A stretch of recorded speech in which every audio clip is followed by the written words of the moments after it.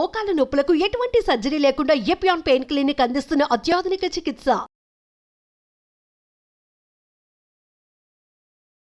అందరికీ నమస్కారం. Welcome to Suman TV. అధిక బరువుతో చాలామంది బాధపడుతున్నారు.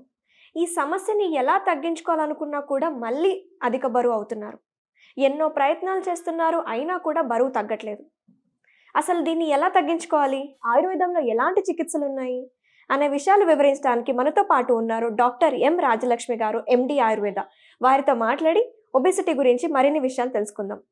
నమస్తే డాక్టర్ గారు. నమస్తే అనుష. డాక్టర్ గారు, ప్రజెంట్ చూస్తున్న సిచ్యువేషన్లో అధిక బరువు అనే సమస్య చాలా బాధిస్తుంది, చిన్న పిల్లల నుంచి పెద్దవాళ్ళ వరకు. అసలు ఈ అధిక బరువు రావడానికి గల కారణాలు ఏంటి? సో అనుష, మనము తీసుకుంటే ఈ అధిక బరువు గురించి చాలా ఇన్ఫర్మేషన్ ఇప్పుడు మనకి దొరుకుతోంది అనమాట మీడియాలో. సో ఈ ఎంత చెప్పినా కూడా ఎంతో కొంత మిగిలిపోతూనే ఉంది ఈ అధిక బరువు మీద. సో ఆయుర్వేదంలో ఎప్పుడు చెప్తారు హితాహారం మితాహారం అని. హితాహారం అంటే మనకి ఏది మంచి ఆహారం అది మితంగా తీసుకోవాలి. ఏ మన ఆరోగ్యానికి హితాహారం మితాహారం చాలా ఇంపార్టెంట్ అనమాట. దాంతో పాటు మనకి 1 అవర్ ఫిజికల్ ఎక్సర్సైజ్ అయితే చాలా అవసరం. ఆయుర్వేదంలో వ్యాయామంకు కూడా చాలా మంచి రోల్ ఉందన్నమాట మన ఆరోగ్యాన్ని మెయింటైన్ చేయడంలో.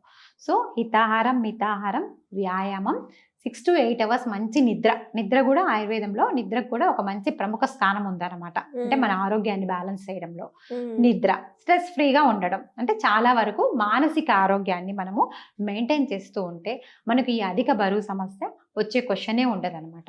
సో ఈ చిన్న మనము మిస్ అవుతూ ఉంటాం అనమాట. అంటే ఎక్కువ ఆహారం తీసుకోవడం, మనకి ఏదైనా టేస్ట్ నచ్చింది అనుకో ఎక్కువ తీసుకుంటూ ఉంటాం అనమాట. ప్లస్ అది మనకి హితమా, అంటే మన ఆరోగ్యానికి మంచిదా కాదా అనేది మనం ఆలోచించట్లేదు. సో ఈ చిన్న డిఫరెన్సియేషన్ మనం చేసుకోవాలన్నమాట. అంటే మనం మంచి ఆహారం తీసుకుంటున్నామా, ఎంత మోతాదులో తీసుకుంటున్నాము, మంచిగా మనం నిద్రపోతున్నామా, కొంత మానసిక ఆరోగ్యంగా ఉన్నామా, అంటే మనకి మానసిక ఆందోళన లేకుండా స్ట్రెస్ ఫ్రీగా ఉంటామా, ఈ కొంచెం చూసుకుంటే మనకి అధిక బరువు అనేది అసలు అధిక బరువు వచ్చేదానికి అవకాశమే ఉండదు అనమాట. ఇవి మనము మెయింటైన్ చేసుకుంటూ ఉంటే. ఓకే, అయితే డాక్టర్ గారు, ఇన్ని సమస్యలు ఉన్నాయి, లావ్ అవ్వడం వల్ల ఇన్ని సమస్యలు ఫేస్ చేస్తున్నారు వాళ్ళు. కొంతమంది అయితే లావ్ ఉండడం వల్ల మెట్లు ఎక్కాలంటేనే భయపడిపోతున్నారు. మెట్లు లేకుండా ఎక్కడ లిఫ్ట్ దొరుకుతుందో, ఎక్కడ ఎలివేటర్ ఉందో అని వెతుక్కుంటూ ఉన్నారు. ఇది పక్కన పెడితే అసలు అధిక బరువు ఉండడం వల్ల ఇంకెలాంటి సమస్యలు వస్తాయి మనకి? సో అధిక బరువు ఉండడం అందరికీ తెలిసిందే. మనకి జాయింట్ పెయిన్స్ తో మొదలు పెడితే ఆర్గాన్స్ వరకు, అంటే హార్ట్ డిసీజ్ వరకు, ఎన్నో మెటబాలిక్ డిసీజెస్ వరకు మనము అధిక బరువు వల్ల మనం అవన్నీ కాంప్లికేషన్స్ అనమాట, ఉపద్రవాలుగా చెప్తారు ఆయుర్వేదంలో. అయితే డాక్టర్ గారు, ఇప్పుడు అధిక బరువు ఉన్న వాళ్ళు ఫ్యాట్ ఫుడ్ ని అసలు కంప్లీట్ గా అవాయిడ్ చేస్తూ ఉంటారు. అంటే కొలెస్ట్రాల్, ఆల్రెడీ వాళ్ళ బాడీలో కొలెస్ట్రాల్ అనేది ఫామ్ అయి ఉంటుంది, ఇంకా మంచి కొలెస్ట్రాల్ ని కూడా వాళ్ళు అవాయిడ్ చేస్తూ ఉంటారు కదా. మరి అలా అవాయిడ్ చేయడం వల్ల వాళ్ళకి ఎలాంటి ప్రాబ్లమ్స్ వస్తాయి?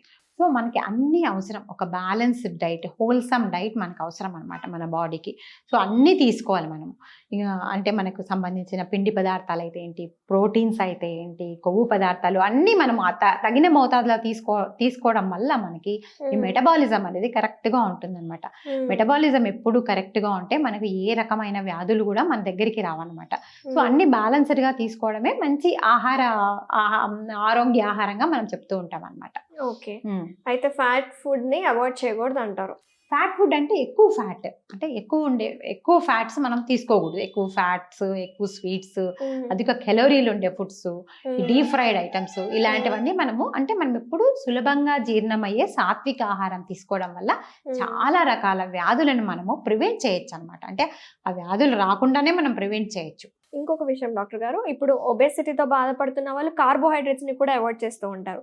అంటే ముఖ్యంగా అందరికీ తెలిసింది ఏంటంటే రైస్ ని అవాయిడ్ చేస్తారు. ఇది ఎంతవరకు కరెక్ట్ అంటారు మీరు? రైస్ ఎప్పుడో ఒకసారి తీసుకోవడం పెద్ద నేరం కాదు ఆయుర్వేద ప్రకారం. మేము ఎలాంటి రైస్ తీసుకోమంటామంటే పురాణ ధాన్యము, అంటే old rice, especially red rice, శాలిధాన్యం అంటారు అనమాట, రక్తశాలి ధాన్యము. ఇది తీసుకోవడం వల్ల పెద్ద వెయిట్ గెయిన్ అయ్యే అవకాశం ఉండదు. దాంతో పాటు మనము కొంత ఆహారం తీసుకున్నా కూడా ఆ ఆహారం ఖర్చు అయ్యేటట్టుగా మనము ఏదో ఒక పనిలో నిమగ్నమై ఉండాలా. అంటే రెగ్యులర్ గా మనం యాక్టివ్గా, మన డైలీ యాక్టివ్గా ఉంటే కూడా మనకి ఈ కొంతవరకు రైస్ తీసుకున్నా కూడా పెద్ద వెయిట్ గెయిన్ అయ్యే ప్రమాదం అంటూ జరగదు. మరి what about brown rice? Brown rice కూడా ఈక్వల్లీ తీసుకోవచ్చు, ఏం ప్రాబ్లం లేదు. ఆయుర్వేదంలో ఎప్పుడు పురాణ ధాన్యము, ఈ రక్తశాలి ధాన్యము మనకు ఈ అధిక బరువును ముఖ్యంగా తగ్గించడంలో అంటే తగ్గించడం అంటే మెయింటైన్ చేస్తుంది అనమాట. Okay. బరువును మెయింటైన్ చేయడంలో మనం రైస్ అప్పుడప్పుడు తీసుకున్నా పెద్ద ప్రమాదం ఏం లేదు. ఖచ్చితంగా రైస్ అవాయిడ్ చేయాల్సిన అవసరమూ లేదు.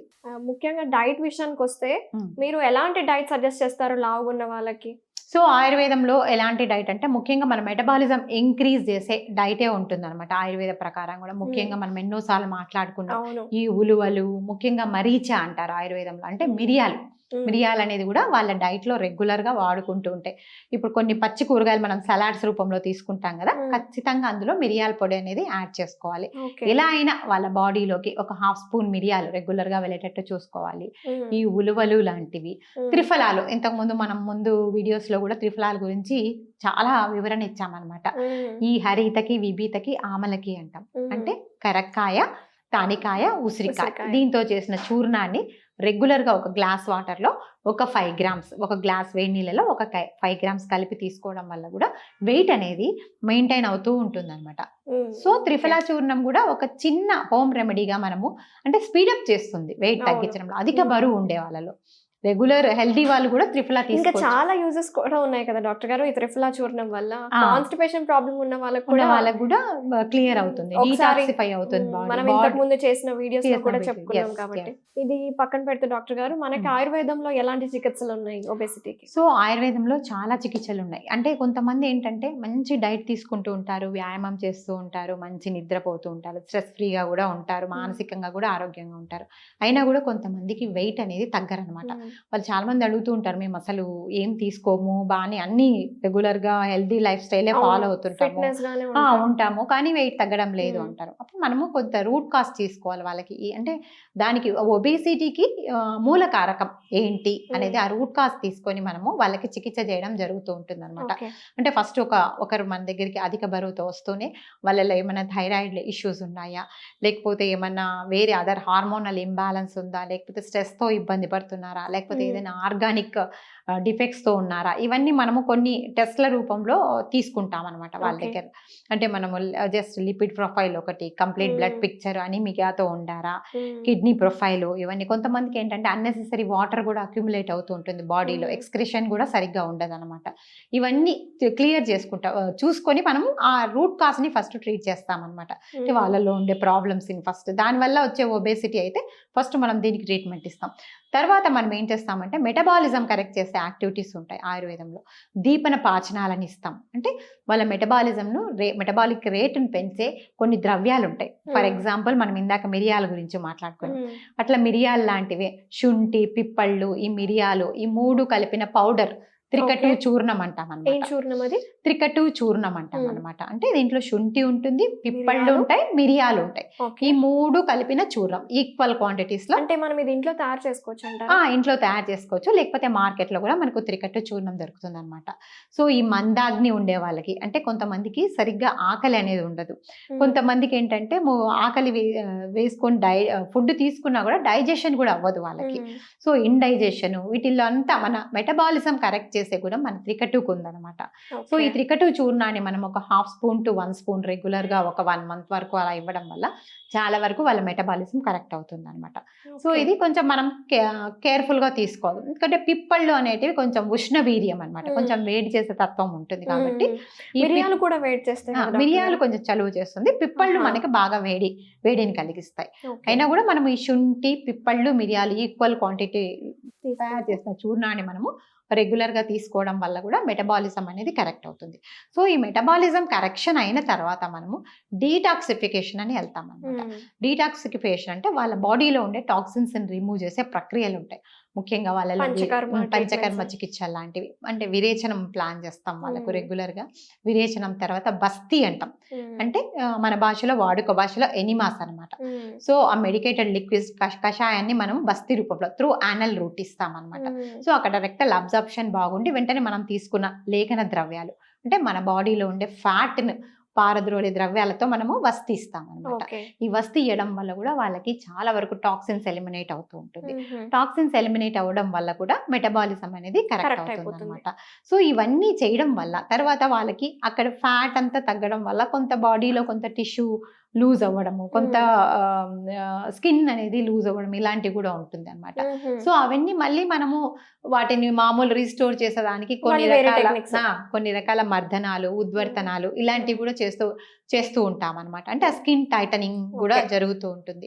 సో ఓవరాల్ గా మనం ఇక్కడ ఏం చేస్తామంటే మొత్తము వాళ్ళ డైజెస్టివ్ సిస్టమ్ను, ఆ డైజెస్టివ్ ఫైర్ను అండ్ డైజెషన్ను కరెక్ట్ చేస్తాం ఇక్కడ మనం. సో ఇది చేయడం వల్ల ఏంటంటే వాళ్ళకి మొత్తం డీటాక్సిఫై అయ్యి బాడీ మెటబాలిజం కరెక్ట్ చేయడం వల్ల అదర్ డిసీజెస్ కూడా వెళ్ళే ఛాన్సెస్ తక్కువ, ప్రివెంటివ్గా యాక్ట్ చేస్తుంది అనమాట. సో వాళ్ళు వెయిట్ తగ్గినా కూడా మళ్ళీ వాళ్ళు వెయిట్ గెయిన్ అవ్వకుండా ఉంటారు.